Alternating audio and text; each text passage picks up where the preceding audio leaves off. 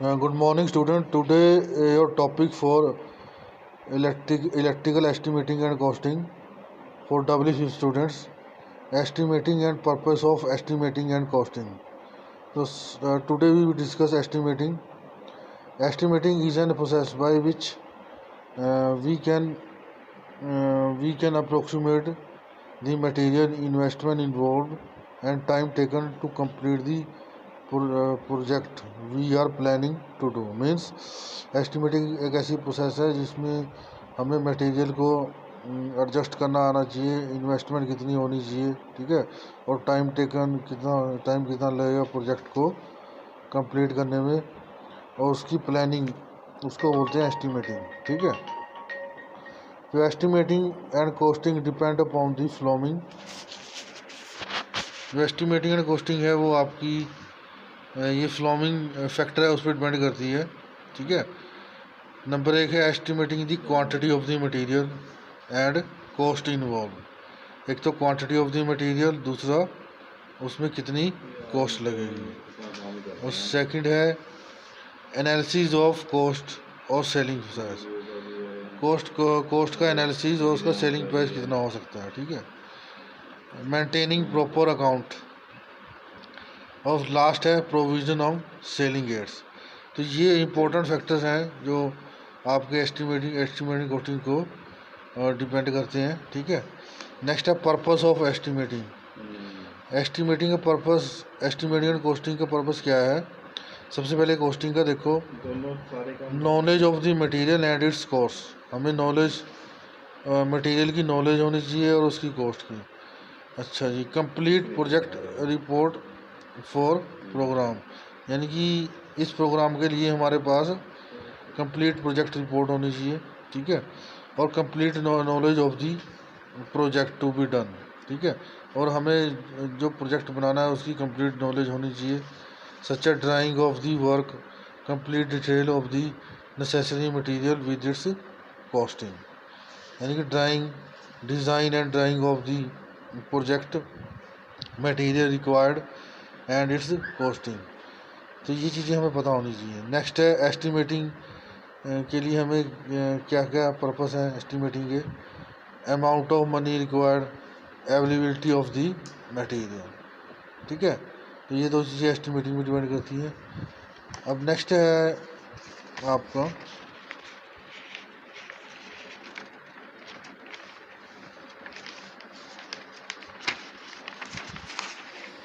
वो है, जब हम मटेरियल परचेज करते हैं तो हमें estimate and costing the following AIIMS, यानी कि जब भी हम कोई मटेरियल परचेज करेंगे तो हमें ये चीज़ें ध्यान में रखनी पड़ेंगी, ठीक है।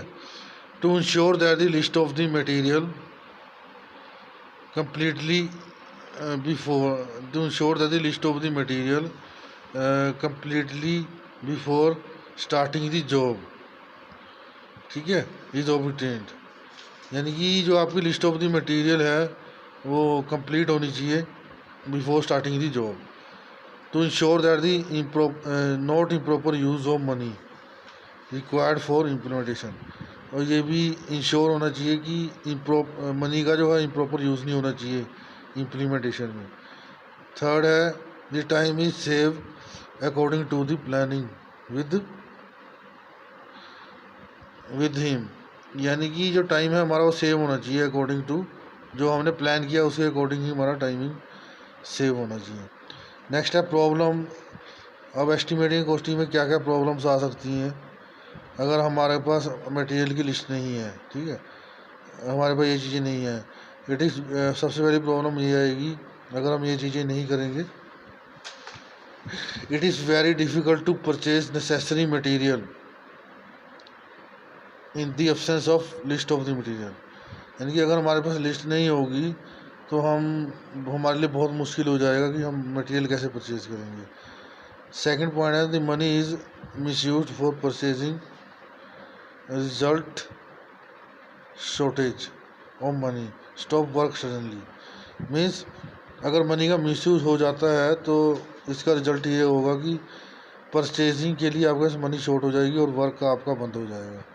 नेक्स्ट है the time work limit more exceeded for completion of work, और जिससे क्या होगा, जो आपका प्रोजेक्ट का जो टाइम वर्क है वो और ज़्यादा बढ़ जाएगा, क्योंकि मनी की वेस्टेज हो जाएगी। Thank you students.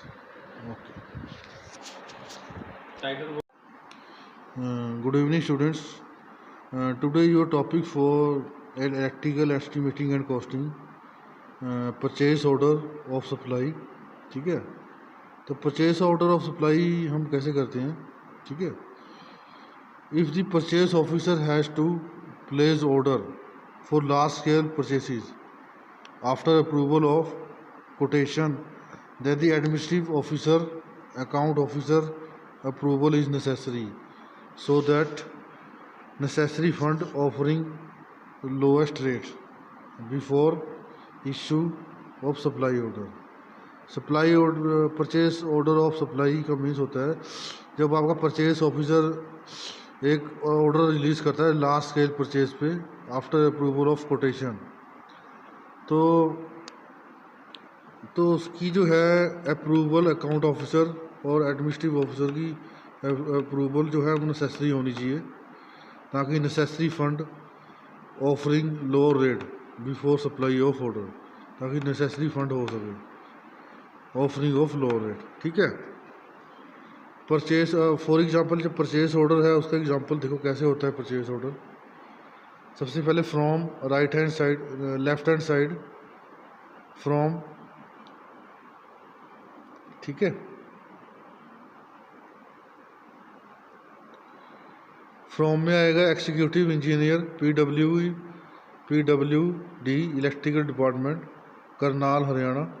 एग्जाम्पल दे रखा है ये sample. Memo number dated to,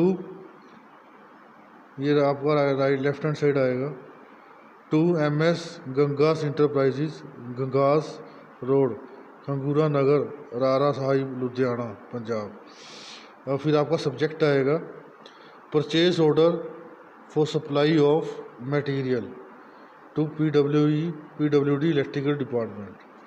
और फिर आपका एप्लीकेशन आएगी, सब्जेक्ट के बाद सर आएगा, सर के बाद reference to your quotation, letter number dated, letter number आएगा, फिर डेट आएगी, the rate offered by your firm has been found to be minimum and the terms and conditions offered your firm have been accepted. Kindly follow the material on terms and condition already agreed upon। ठीक है, तो ये आपका application आएगी कि मैंने जो है आपकी टर्म्स एंड कंडीशन एग्री कर ली है और आपका जो रेट है वो उसको एक्सेप्ट कर लिया है। ठीक है, कोटेशन की। ठीक है, तो नेक्स्ट देखो आगे भी है, इसमें आगे आपका परचेज ऑर्डर आएगा। ठीक है, परचेज ऑर्डर में आपका परचेज टेबल होगा, जिसमें आपकी आइटम्स होगी, सीरियल नंबर में आइटम्स कितनी आइटम है, फिर स्पेसिफिकेशन होगी आइटम्स की विद, ठीक है, फिर क्वांटिटी कितनी है आइटम की, रेट होगा उसका, फिर उसकी टोटल अमाउंट होगी, फिर उसका रिमार्क्स होगा। ठीक है, तो ये परचेज ऑर्डर लिस्ट होगी।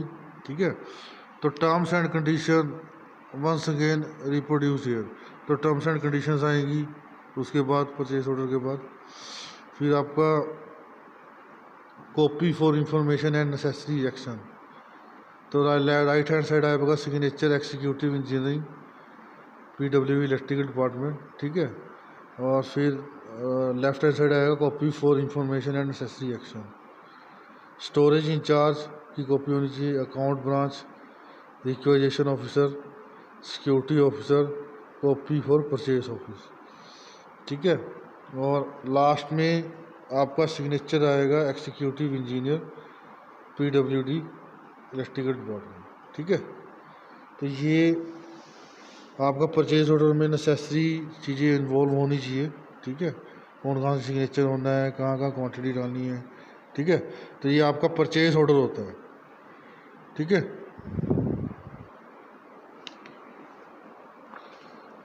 अब नेक्स्ट जो आपका टॉपिक है वो है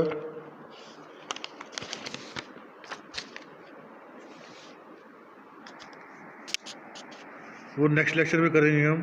thank you students.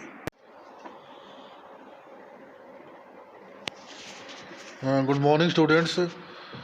Today your topic for electrical estimating and costing for W 5th students, elements of estimating and costing. तो एस्टिमेट एंड कॉस्टिंग में हमारी क्या क्या एलिमेंट्स इन्वॉल्व हैं, ठीक है। तो एस्टिमेट कॉस्टिंग के लिए सबसे ज़रूरी एलिमेंट है वो स्पेसिफिकेशन ऑफ द मटेरियल। तो स्पेसिफिकेशन ऑफ मटेरियल क्यों रिक्वायर है? The specification of the material is necessary before purchasing A before preparing A project report on estimating and costing of the project. It is very difficult to purchase the market without knowledge of the specification. Means specification of the material हमें ज़रूरी होती है कि जो material हमने खरीदना है उसकी स्पेसिफिकेशन हमें बहुत ज़रूरी है, क्योंकि विदाउट स्पेसिफिकेशन हम किसी भी मटेरियल को खरीद नहीं सकते, ना ही उसकी एस्टिमेटिंग एंड कॉस्टिंग डिसाइड कर सकते हैं, ठीक है। तो it is very difficult to purchase the market without knowledge of specification. तो ये बहुत मुश्किल हो जाता है कि विदाउट स्पेसिफिकेशन हम मार्केट से जो मटेरियल को नहीं खरीद पाते। नेक्स्ट है आपका जो सेकंड एलिमेंट्स है वो latest market cost of the material and market सर्वे, ठीक है। तो जो लेटेस्ट मार्केट कॉस्ट है वो क्या है, ठीक है। सबसे पहले हमारी डेफिनेशन है मार्केट कॉस्ट। कॉस्ट क्या है? The market cost of the material is that cost of the material at which it can purchase to the store at any time. Means ये एक ऐसी तरह की कॉस्ट है कि जिसको हम किसी भी टाइम परचेज कर सकते हैं स्टोर के साथ, स्टोर से किसी भी टाइम, उसको मार्केट कॉस्ट बोलते हैं। तो सेकेंडली जब हम after estimating and costing of the installation of the project, जब हमारा प्रोजेक्ट लग जाता है, इंस्टॉल हो जाता है, तो उसके लिए हमें जो मटेरियल है वो नेसेसरी हो जाता है परचेज करने के लिए। तो इसलिए हम मार्केट सर्वे कंडक्ट करते हैं। तो market surveys has to be conduct for estimating the cost of enlisted material जो हमें रिक्वायर है, ठीक है। जिसके कारण है ये इसलिए कंडक्ट किया था सर्वे, ताकि जो शॉपकीपर है the shopkeeper could not deceive us by over charging the cost of the material. यानी शॉपकीपर है वो हमें ओवर चार्जेस ना लगा सके कॉस्ट ऑफ द मटेरियल में, ठीक है। तो इसलिए हम ये मार्केट सर्वे कंडक्ट करते हैं। The second purpose of market सर्वे का क्या सेकंड पर्पस है? मिस्टेक है केयरलेस, ताकि मिस्टेक और केयरलेस वो आपकी ना हो सके परचेजिंग दी मटेरियल में विदाउट एनी मार्केट सर्वे। अगर आप मिस्टेक एंड केयरलेस शो करोगे परचेज दी मटेरियल में विदाउट एनी मार्केट सर्वे, तो क्या हो जाएगा? तो जो कॉस्ट है आपकी इलेक्ट्रिकल इंस्टॉलेशन की वो बढ़ जाएगी, एडिशनल कॉस्ट हो जाएगी, ठीक है। तो ये मार्केट सर्वे इसलिए किया जाता है। नेक्स्ट है आपका प्राइस लिस्ट। नेक्स्ट टॉपिक क्या है? Price list. ये आपकी एलिमेंट्स है एस्टिमेटिंग एंड कॉस्टिंग की। अब प्राइस लिस्ट में देखो, प्राइस लिस्ट में क्या है? Bye market survey the estimates set the price list of the material from shopkeeper in which the shopkeeper give the retail and wholesale prices according to local market rate. The list is updated according to market rate from time to time. Means जब आपका market सर्वे हो जाता है तो estimate set करता है price list of the material from shopkeeper, यानी कि जो एस्टिमेटिंग एंड कॉस्ट एस्टिमेट से हम प्राइस लिस्ट सेट करते हैं मटेरियल की from shopkeeper, in which this shopkeeper हमें दो तरह के रेट देता है, रिटेल और wholesale rate according to local market rate. Retail और होलसेल रेट बताता है वो भी according to local market rate. This list is updated according to market rate from time to time. तो ये हमारे पास सैंपल दे रखा है प्राइस लिस्ट का। प्राइस लिस्ट हमारी ऐसे होती है, ठीक है। एक सैंपल दे रखा है प्राइस लिस्ट का, ये देखो टेबल। इसमें सबसे पहले सीरियल नंबर है या serial number of the item, फिर name of the item with specification, ठीक है। फिर आपकी यूनिट, कितनी यूनिट लगेगी, फिर उसकी कॉस्ट। तो सबसे पहले इसमें सीरियल नंबर 1 पे आइटम दे रखी है double pole main switch iron clad 250 volt grade 30 ampere rating with both fuses, ठीक है। तो इसकी यूनिट ईच यूनिट दे रखी है, वो है 85 रुपये की, ठीक है, कॉस्ट दे रखी है। सेकंड पे iron clad distribution board 4 way switch 250 volt grade with neutral link 30 ampere rating each, ये 55 रुपये की कॉस्ट दे रखी है, ठीक है। नेक्स्ट थर्ड नंबर पे जो आइटम है वो miniature circuit breaker 250 volt grade 5, 6 and 10 ampere rating per unit 60 रुपये की है, ठीक है। नेक्स्ट फोर्थ पे आपको दे रखा है इनकैंडिसेंट लैम्प 230 वोल्ट 250 वोल्ट, तो ये पर डजन है, इसका 72 रेट है, ठीक है। सिमिलरली ये वाटेज के अकॉर्डिंग है, 15 वाट का 78 का है, 25 वाट का 80 रुपीज़ का है, और 40 वाट का 82 का है, ठीक है, और 60 वाट का है 96 का, 100 का है, तो 180 वाट। फिफ्थ है सेलिंग रोस बैकलाइट 2 प्लेट 65 रुपये।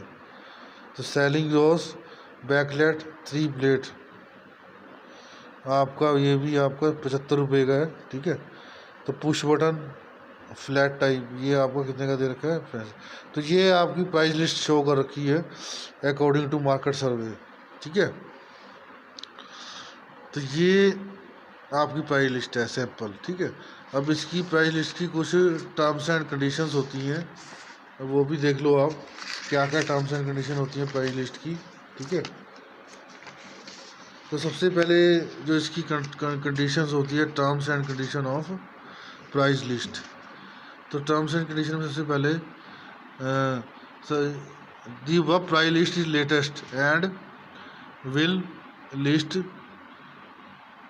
the list will issued before the date should stand cancelled, ठीक है। 100% discount will be given on bulk purchases, यानी कि अगर आप बल्क में परचेस करते हो तो उसमें 10% डिस्काउंट मिलेगा।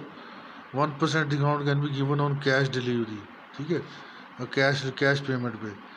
पैकिंग देखो, packing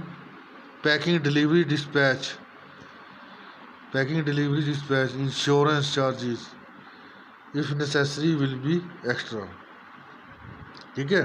the payment is to be made with 1 week of the delivery, payment आपकी 1 वीक तक होनी चाहिए डिलीवरी के बाद, ठीक है। अब नेक्स्ट जो आपका टॉपिक है वो आपका नेट प्राइस लिस्ट है, वो हम नेक्स्ट लेक्चर में डिस्कस करेंगे। Thank you students.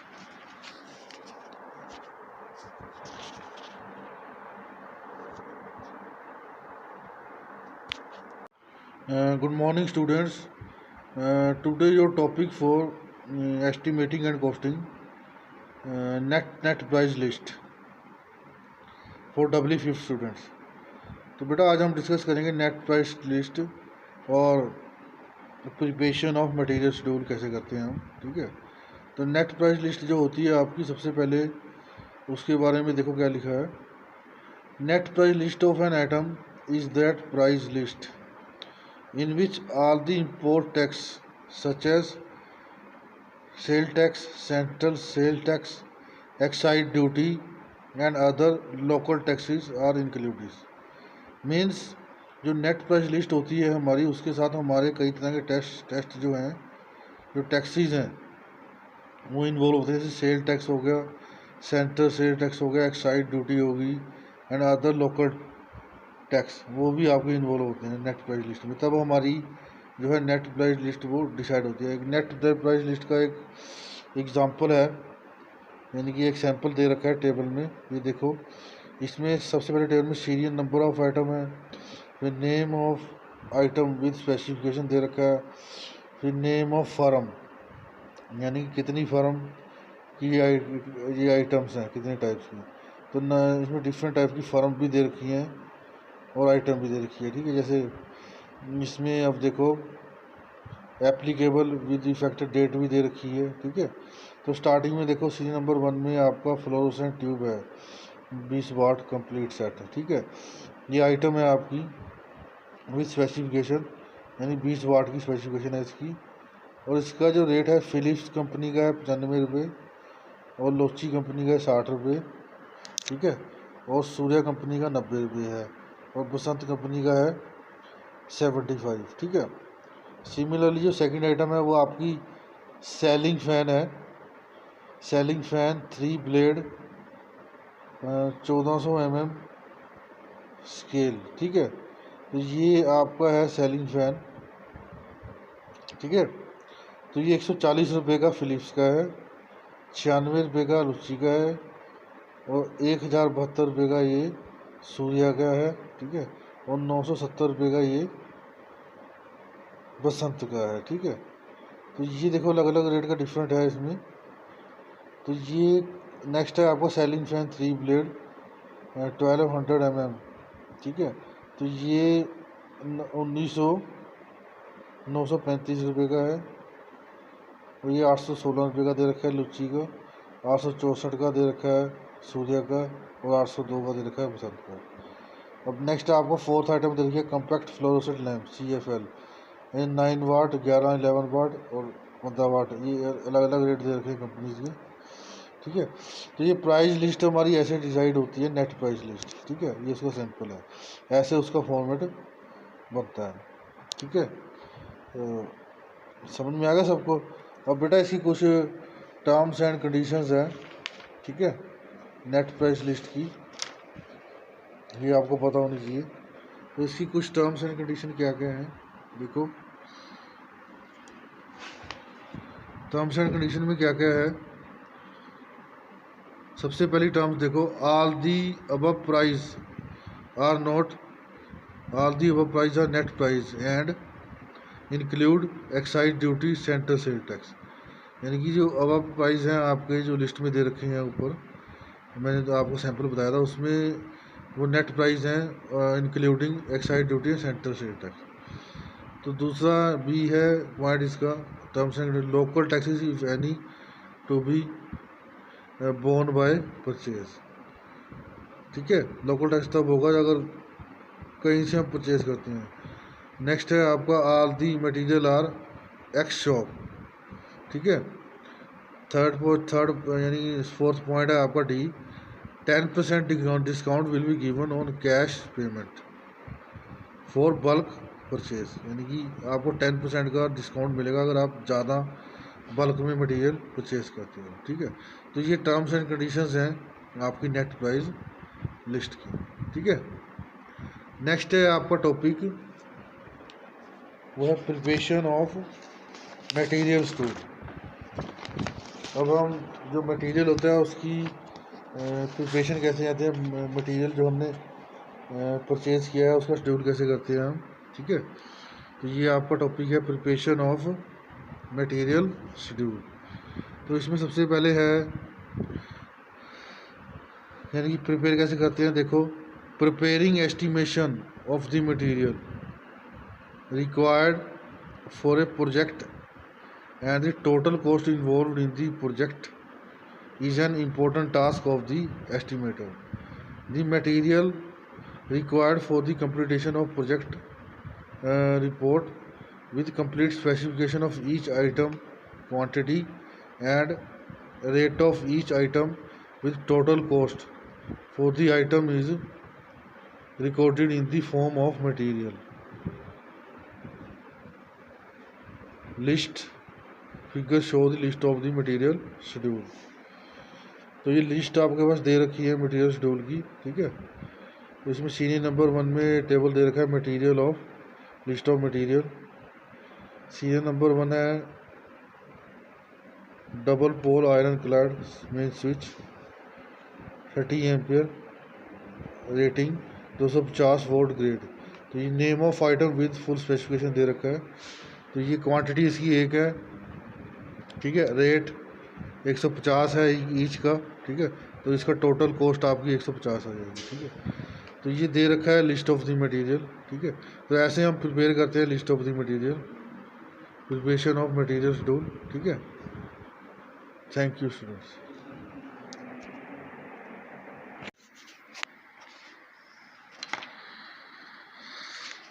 Good morning students. Today your topic for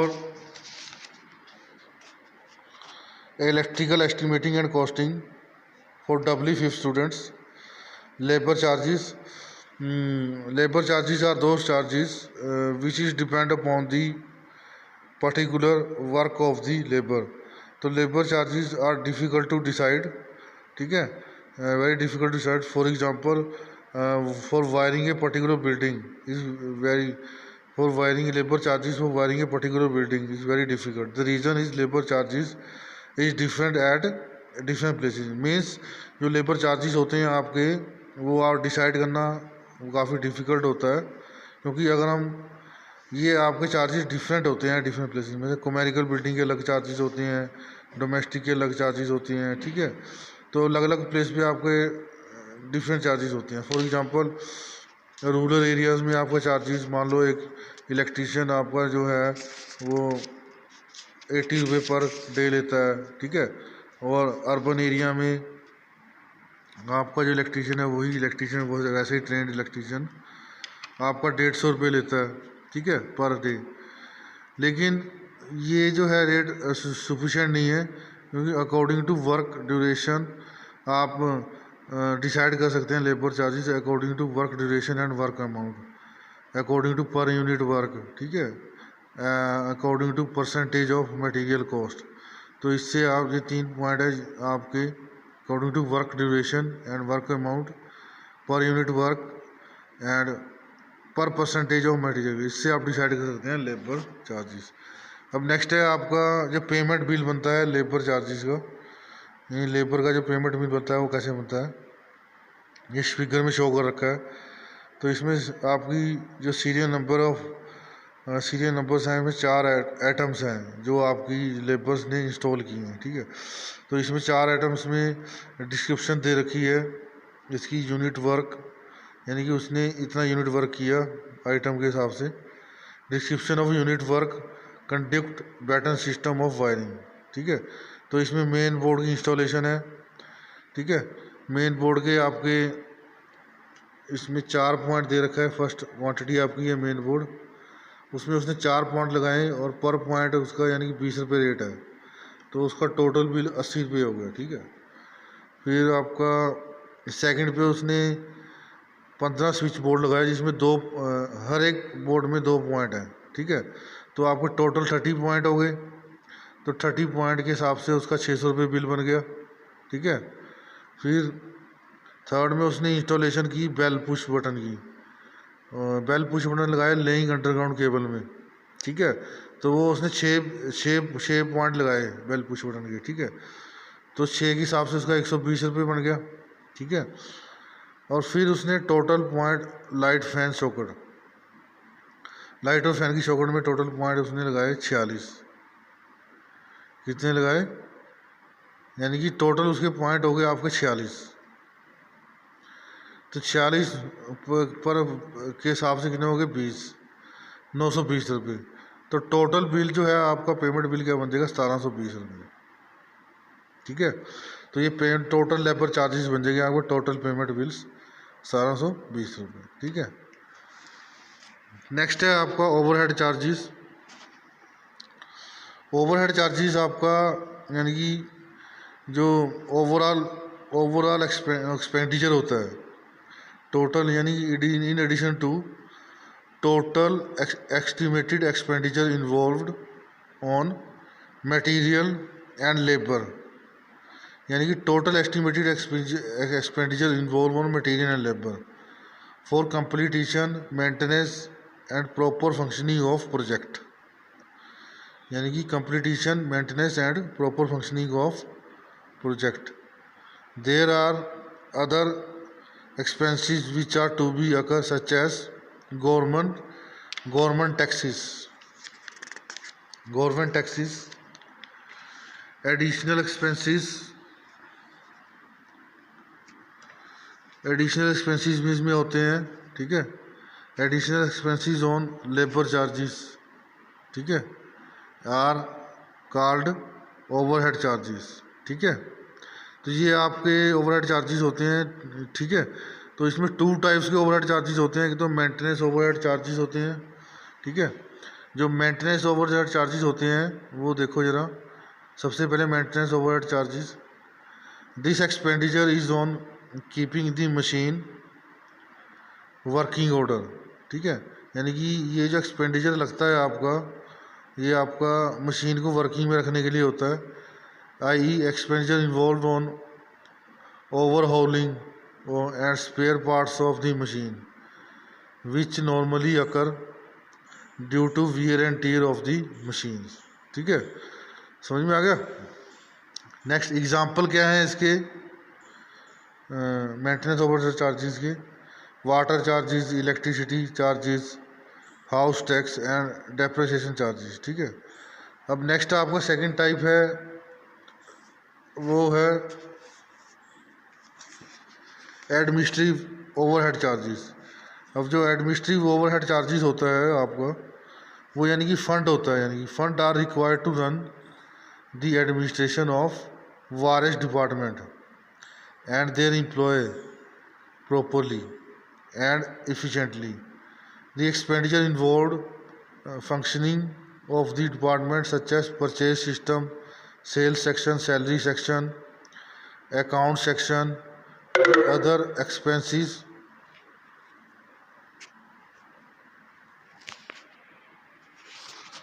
The other expenditure involve office furniture, stationery, reception, stay overhead charges, payment of commission on sale, publicity, product, dispatch of material, price control, transport, sale tax, payment of salary to employees. Thank you, student. Good morning, student. Today your topic for estimating and costing in electrical engineering, W5 students, contingency, profit and purchase system. ठीक है, तो सबसे पहले हम discuss करेंगे कंटीजेंसी. What is contingency, contingency क्या होता है. तो डिस्कस करते हैं हम फिर. During completion of project there can be certain emergency expenses which cannot be calculated while calculating the material cost and labor expenses for the project. These expenses due to increase in cost of material and increase in labor rate. Such additional expenses are called contingencies. For example, expenses due to flood, earthquake, storm, hailstorm. ठीक है, तो ये contingency होती है हमारी. ये एक तरह से एक्सपेंसेस होते हैं. जब हमारा प्रोजेक्ट कंप्लीट हो जाता है तो उसको हम कैलकुलेट नहीं करते. एमरजेंसी एक्सपेंसेस होते हैं, क्योंकि ये एमरजेंसी कंडीशन में अप्लाई होते हैं. ठीक है, तो ये जो एक्सपेंसेस होते हैं ये हम कैलकुलेट नहीं करते, वाइल जबकि हम लेबर कॉस्ट और मटेरियल की कॉस्ट को कैलकुलेट करते हैं. तो सच एडिशनल एक्सपेंसेस जो होते हैं ये हमारी कंस्टिट्यूशन के कारण होती है. ठीक है, लेकिन अगर हमारी लेबर की कॉस्ट इंक्रीज होगी और मटेरियल की कॉस्ट इंक्रीज होगी तो हम उसको कैलकुलेट करेंगे. ठीक है, लेकिन इनको हम कैलकुलेट नहीं करते. फॉर एग्जांपल जैसे फ्लड आ गया, अर्थक्वेक आ गया, स्टॉर्म आ गया, हेल स्टॉर्म आ गया. ठीक है, तो उसके कारण जो एक्सपेंस होगा उसको हम कैलकुलेट नहीं करेंगे. ठीक, कंटीजेंसी. नेक्स्ट है आपका टॉपिक, ये आपका कंटीजेंसी होता है. नेक्स्ट है प्रॉफिट. प्रॉफिट क्या होता है?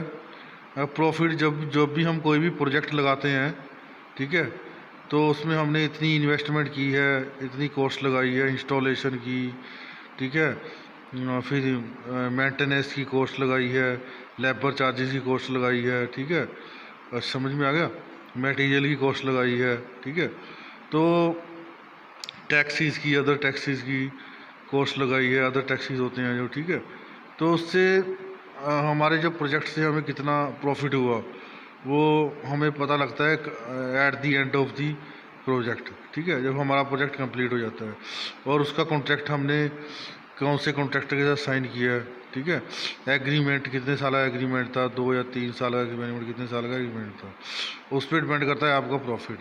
तो इसमें देखो आपने ये प्रॉफिट लिखा है, the profit are calculated on the basis of total expenses, ठीक है, जो profit are calculated on the basis of total expenses involved on the project so far up to completion stage and contract money signed while signing an agreement on tender. This can be from the profit can be from 10 to 30% or even more if expenditure are controlled and full efficiency is exercised while working on the project, ठीक है। तो ये आपका profit mainly जो depend करता है total expenses involve in the project up to starting stage to completion stage and signing N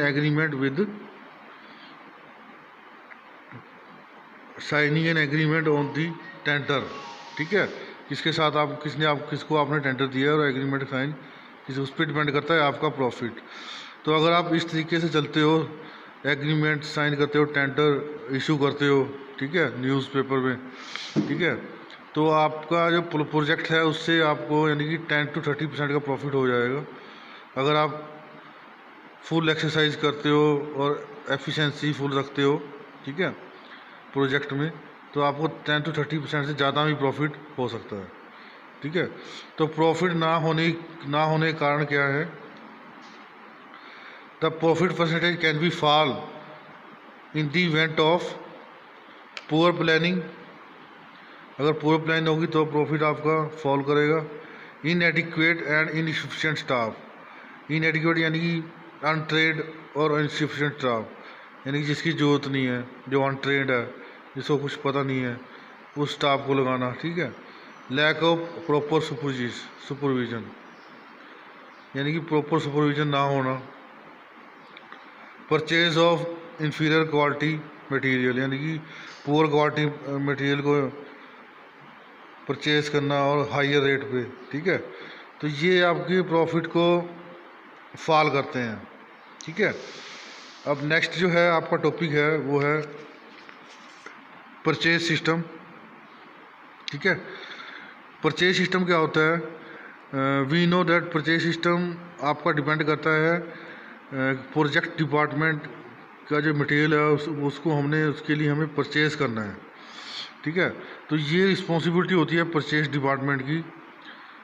ये department आपका PW इलेक्ट्रिकल डिपार्टमेंट होता है, जो रिस्पॉन्सिबल होता है प्रोजेक्ट के परचेज पे, प्रोजेक्ट की मेकिंग परचेज पे एट लोएस्ट मार्किंग रेट पे, ठीक है। तो इसमें देखो लिखा है, we no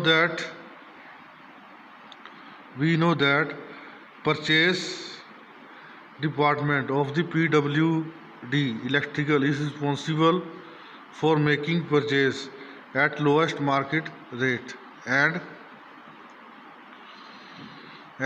market rate and make agreement for storage so that material required for the project in hand is made available। Means जो परचेज सिस्टम होता है उसमें जो परचेज इन्वॉल्व है परचेज डिपार्टमेंट क्या करता है, जो प्रोजेक्ट है उसके लिए परचेज करता है एट लोअर मार्केट रेट पे और स्टोरेज करता है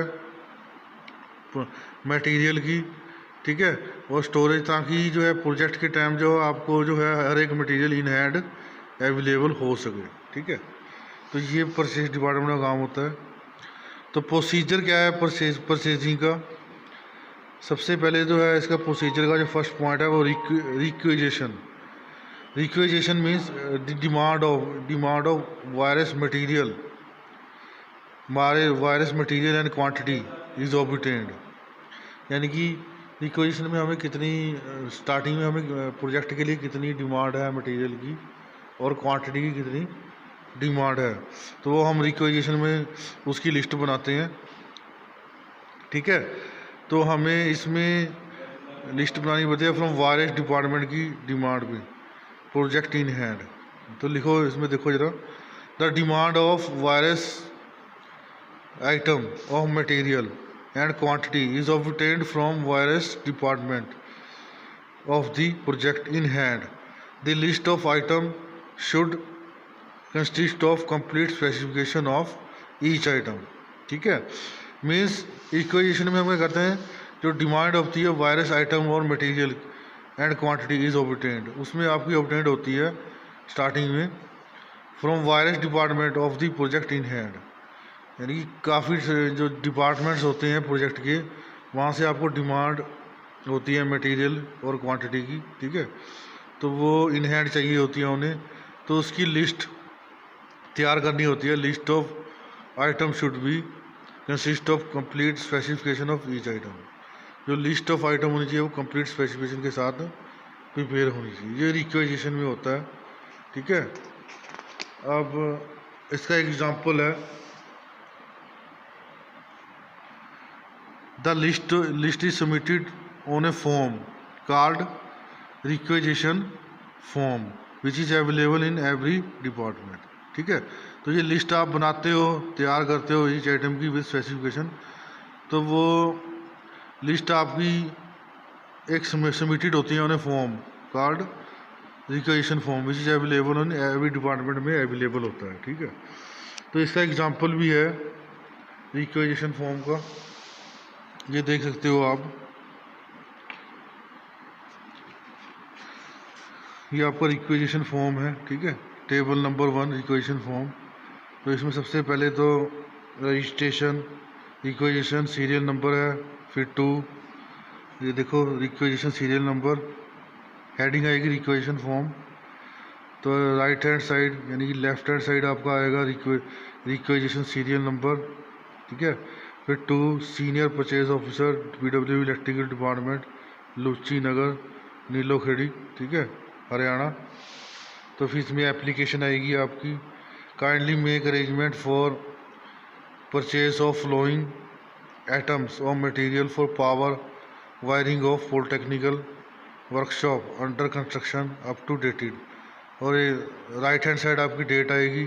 ठीक है, तो इसमें आपकी ये एप्लीकेशन के साथ एक लिस्ट लगेगी, इसमें serial number, specification and quantity and remarks, ये टेबल बनेगा।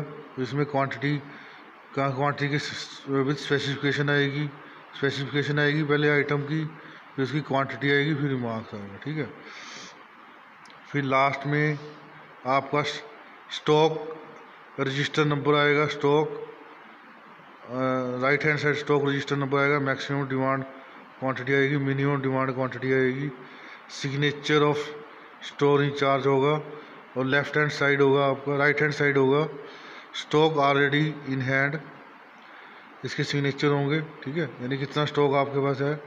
फिर signature of requisition officer department के होंगे राइट हैंड साइड। ठीक है, और for use by the purchase department, सबसे नीचे बॉटम पे होगा for use by purchase department, यानी कि order serial number, sign of verifying officer, sign of receiving officer.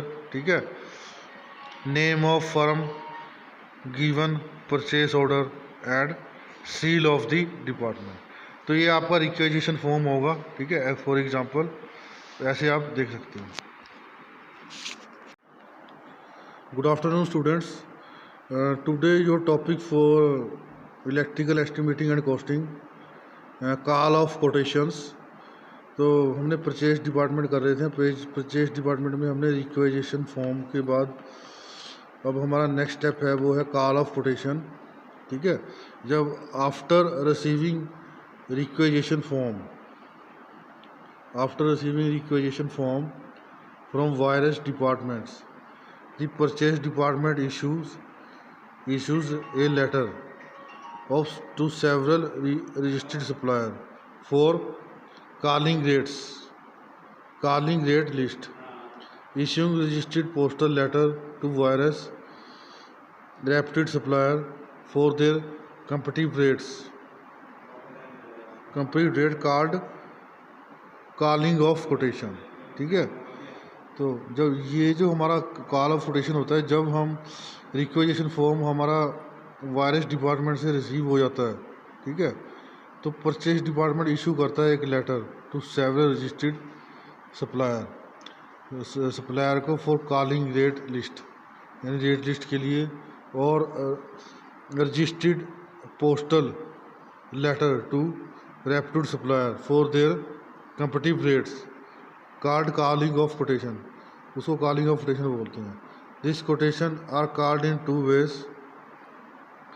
अब ये कॉल आपकी 2 तरह से होती है, by issuing individual letter, by registered post letter to supplier, यानी एक तो टाइप होता है इसका कि इंडिविजुअली लेटर भेजते हैं बाय पोस्ट टू सप्लायर को रेट के लिए, ठीक है, और दूसरा है by newspaper advertisement which is called tender notice, और दूसरा न्यूज़पेपर में हम टेंडर नोटिस निकलवाते हैं। ठीक है, तो ये आपका कॉलिंग ऑफ कोटेशन होता है।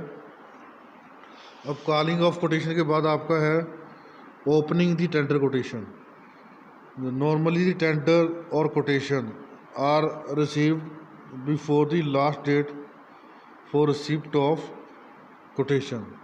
ठीक है, जो आपका नॉर्मली जो टेंडर और जो कोटेशन है वो रिसीव होती है आपकी before the last date for receipt of quotation. ठीक है, द टेंडर और quotation are registered in the receipt register maintain in the office. The tender और quotation are opened by a committee of 3 responsible officer in the presence there is change of rate after opening the tender quotation in the present date and time mentioned in the quotation or in their letter। ठीक है, तो opening tender quotation में क्या होता है कि normally जो tender आपका लास्ट डेट में रिसीव्ड होता है, लास्ट डेट से बिफोर आपका जो tender opening of tender quotation received होती है, तो वो उसको ओपनिंग करने के लिए आपके पास 3 कमिश्नर होते हैं, रिस्पॉन्सिबल होते हैं 3 कमिश्नर। ठीक है, उनकी प्रेजेंस में रेट चेंज किया जाता है, उन्हीं की प्रेजेंस में टाइम एंड डेट जो भी चेंजेस होगा वो उसमें मेंशन किया जाता है। ठीक है, कोटेशन में और टेंडर में। ठीक है, अब नेक्स्ट है आपका कंपैरेटिव स्टेटमेंट। कंपैरेटिव स्टेटमेंट क्या होता है? आफ्टर ओपनिंग दी कोटेशन और tender the purchase clerk prepare a comparative statement on A form available in the office. The aim of preparing comparative statement is to make a comparison of rate quoted by different supplier. The lowest rates offered by a supplier can be seen directly from a single page. Comparative statement should include conditions and terms of supply offered by each supplier। ठीक है, after यानी कि जब हम tender opening हो जाती है आपकी, टेंडर ओपनिंग थी टेंडर एंड कोटेशन, तो परचेज डिपार्टमेंट के जो क्लर्क हैं वो एक कंपैरेटिव स्टेटमेंट को प्रिपेयर करते हैं जो आपके ऑफिस में अवेलेबल होती है। ठीक है, जो इसका एम होता है कंपैरेटिव स्टेटमेंट का वो होता है इज टू मेक यानी कंपैरिजन ऑफ रेट, यानी कि जो जितने भी हमारे सप्लाई होते हैं उनकी रेट का कंपैरिजन होता है। तो जो लोएस्ट रेट होता है वो आपका डायरेक्टली सीन होता है। ठीक है, comparative statement should include condition and terms terms and condition होती है, ठीक है, और supply offered by each supply, यानी कि इसमें जो सप्लायर की टर्म्स एंड कंडीशन लिखी होती हैं और उनके रेट्स लिखे होते हैं डिफरेंट, ठीक है। तो ये एक एग्जांपल है कंपैरेटिव स्टेटमेंट का, ऐसे आप कंपैरेटिव स्टेटमेंट बनाते हो, ठीक है। सबसे पहले क्या है, ये टेबल शो कर रहा है आपका कंपैरेटिव स्टेटमेंट, आपकी स्टेटमेंट आएगी। सबसे पहले आपका लेफ्ट हैंड साइड पे आएगा name of office, purchase officer, tender quotation, notice number, approved requisition number, ठीक है। और मिडल में आपका आएगा date, sorry right hand side आपका आएगा date, due date of opening, time, number of supply, supplier sent quotation, number of supplier offered quotation, ठीक है। तो फिर आपका लिस्ट आएगी मटेरियल क्वांटिटी की, सीरियल नंबर, फिर उसका स्पेसिफिकेशन आएगी मटेरियल की, क्वांटिटी कितनी चाहिए मटेरियल की, ठीक है।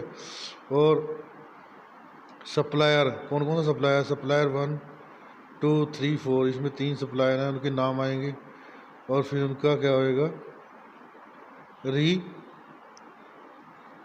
रिकैंसिलेशन, ठीक है। तो लास्ट में नीचे टॉप में, अब बॉटम में आपका आएगा नेम, और बॉटम में लेफ्ट हैंड साइड होगा आपका name and designation of person who prepared the statement, फिर सिग्नेचर आएगा, ठीक है। फिर मिडल में आपका होगा name and designation of inspection officer, फिर उसका सिग्नेचर आएगा, ठीक है। और राइट हैंड साइड होगा आपका चीफ परचेस ऑफिसर, उसकी सील होगी और उसके सिग्नेचर होंगे, ठीक है। समझ में आ गया। तो ये आपका, यानी कि यहाँ पे रिकंडीशन होगी, यानी रिकंडीशन या कंडीशंस, टर्म्स एंड कंडीशंस, रिकंडीशंस, ठीक है, जो लास्ट वाला कॉलम है आपका, ठीक है। तो ये कंपैरेटिव स्टेटमेंट का एक एग्जांपल है, इसमें क्या क्या इन्वॉल्व है, ठीक है। Thank you students.